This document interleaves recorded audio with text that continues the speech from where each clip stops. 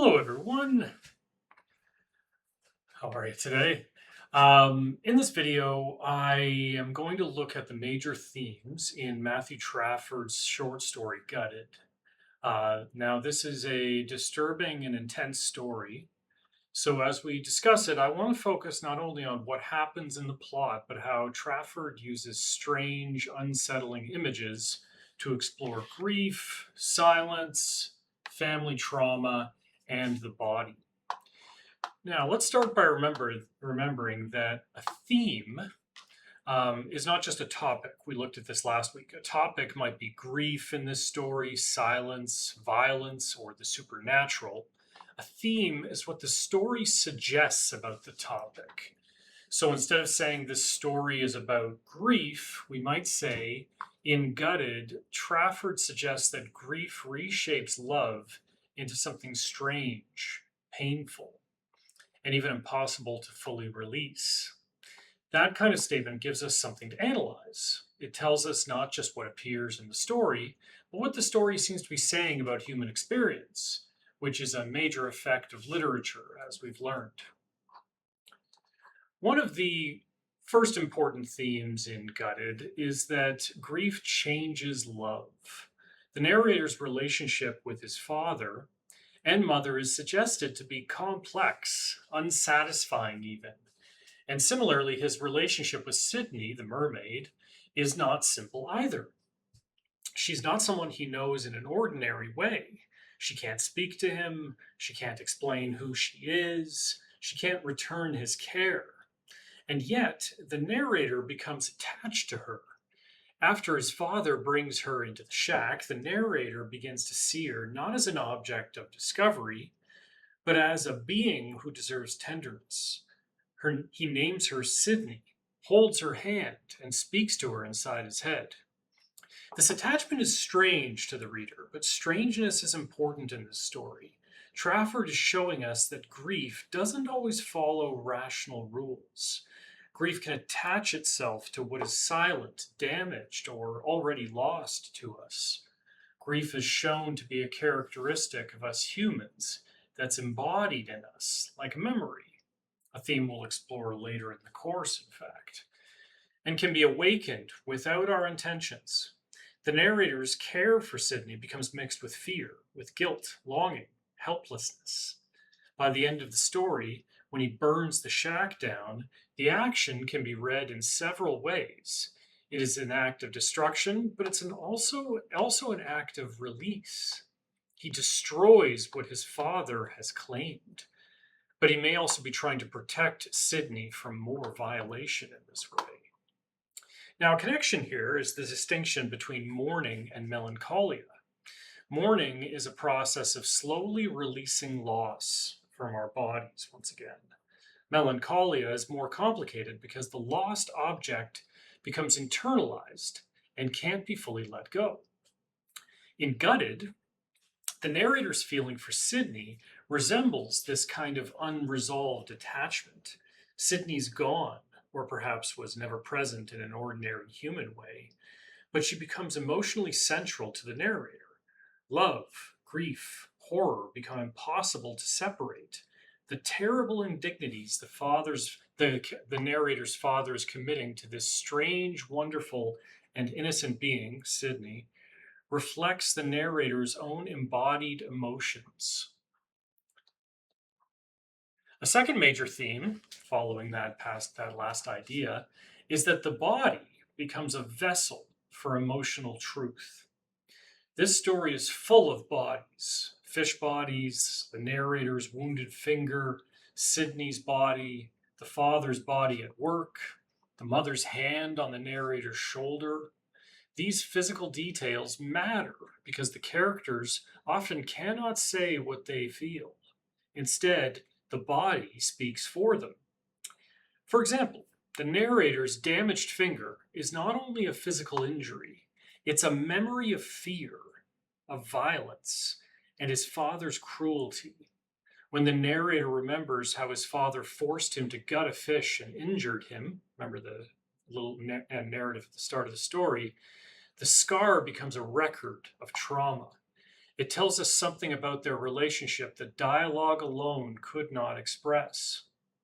This effect on the reader is to remind us that the body is not just an object we possess, the body is how we experience the world. In other words, do not just have bodies, we live through them. Our bodies, in fact, are the site of our conscious awareness and experience. Think of how we talk about our bodies. You say we have a body. You don't say we are a body, but it actually is that way. In Gutted, emotional experience appears through this bodily sensation: trembling, scars, wounds, touch, nausea, and heat. Trafford makes the body carry meanings that the characters cannot verbalize. This is especially true with Sydney. Sorry, I was flipping with the slides. Her body is treated very differently by the father and by the narrator. The father sees her as an artifact, a proof, as a discovery, as something that might make him famous. He treats her body as material to be opened and studied and possessed and dissected. The narrator, however, increasingly sees her as someone vulnerable. He notices her face, her hands, and her stillness. He gives her a name. The difference between the father and the narrator becomes a difference between possession and care. So, this brings us to another effect of the story: the idea of the face.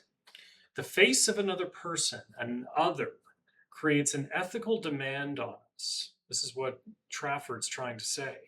When we truly encounter another being, we're called into responsibility in a way. In the story, Sydney's face matters because it interrupts the father's objectifying gaze. The father wants to turn her into evidence. The narrator begins to experience her as a being who makes a claim on him, even without words. That silent ethical demand helps explain why the narrator eventually acts. He suffers when she suffers, and in her he sees another who pulls him into an ethical dilemma that requires action and choice. The third theme is that surreal elements reveal emotional truth. Gutted includes a mermaid, which immediately moves the story beyond ordinary realism. But Trafford does not present the mermaid in a magical or romantic way. She appears in a shack on ice, surrounded by fishing tools, knives, gasoline, mud, and the Atlantic shore. The images of the ordinary, the mundane, permeate the reader's imagination. The supernatural enters a very physical, ordinary, and brutal world. Think Game of Thrones, or one of the famous magical realist novels like The Tin Drum or 100 Years of Solitude. This contrast is important.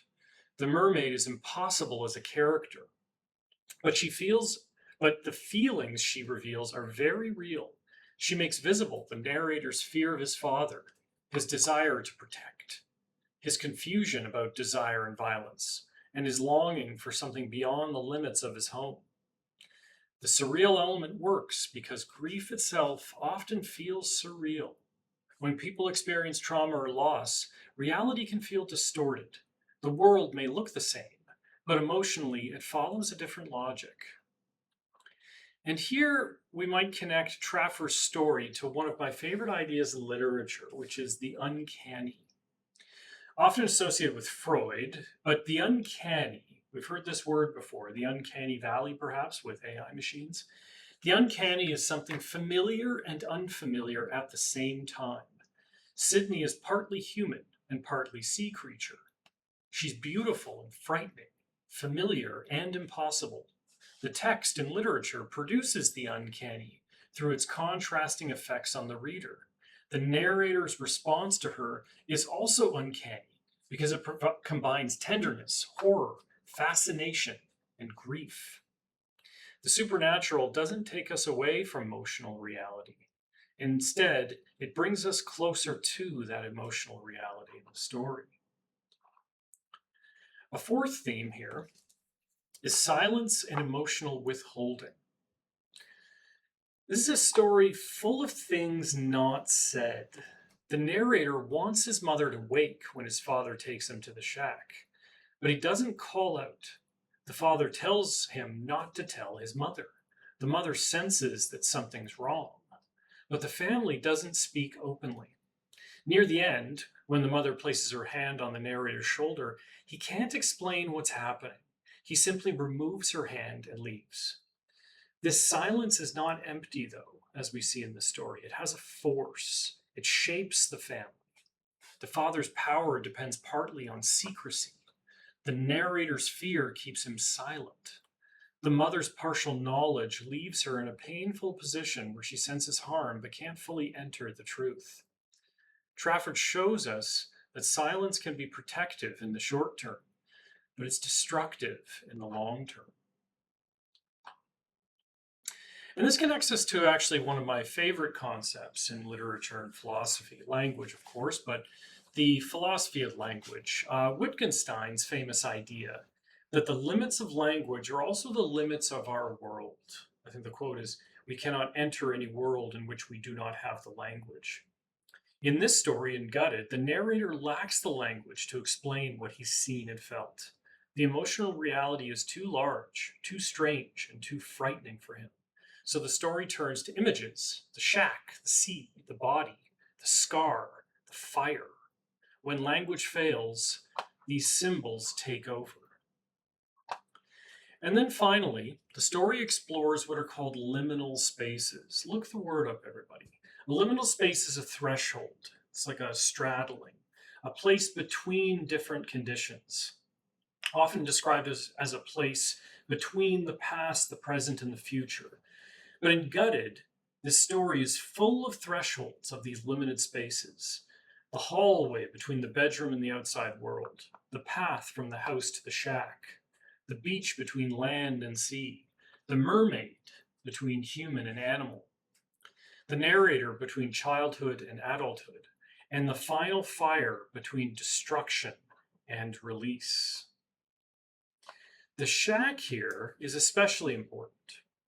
It's not quite a part of the home, but it's not fully separate from the family either. It's where the father keeps his projects, his violence, his ambitious desire for recognition, and his secrets. The shack becomes a place where hidden truths are exposed, and it's also where the narrator finally acts. Now, philosophically, liminal spaces, or liminality, it reminds us that transformation often happens in between unspoken spaces, where words and fixed ideas escape us. To use a famous image, we cannot crawl into a hole and pull the hole down with us. The narrator cannot remain only a frightened child, but he also can't become the kind of man his father wants him to be. His final action marks a crossing. It is a morally complicated crossing, but it's also a refusal. He refuses his father's logic of possession. He refuses to let Sydney become only a trophy, a specimen, an object. He refuses the silence that's trapped him all his life. So when we put these themes together, everybody, Gutted becomes more than a story about a boy, a violent father, and a mermaid. It becomes a story about how grief and trauma live in the body, how silence shapes families, how the surreal can reveal emotional truth, and how thresholds force people to confront what they fear the most. So as you read the story, everybody, and engage in the discussion forum and prepare for your response, ask yourself, what pattern is Trafford developing? What emotional truth does that pattern reveal? If you focus on repeated images like hands, scars, the ocean, the shack, cutting, silence, or fire, you'll be able to understand effects that these themes present. And that brings us finally to the story's title, Gutted, which captures many of these meanings at once. It's a perfect little title for the story. It refers to the literal act of cutting open bodies, but it also suggests emotional devastation. To be gutted is to be emptied, wounded, exposed. Trafford's story asks, what happens when grief, violence, and love expose what characters can't say aloud. In the end, the story suggests that some truths only emerge through symbols because ordinary language is not always strong enough to hold them. Thank you, everyone. Hope you enjoyed this video. I will see you in the discussion boards.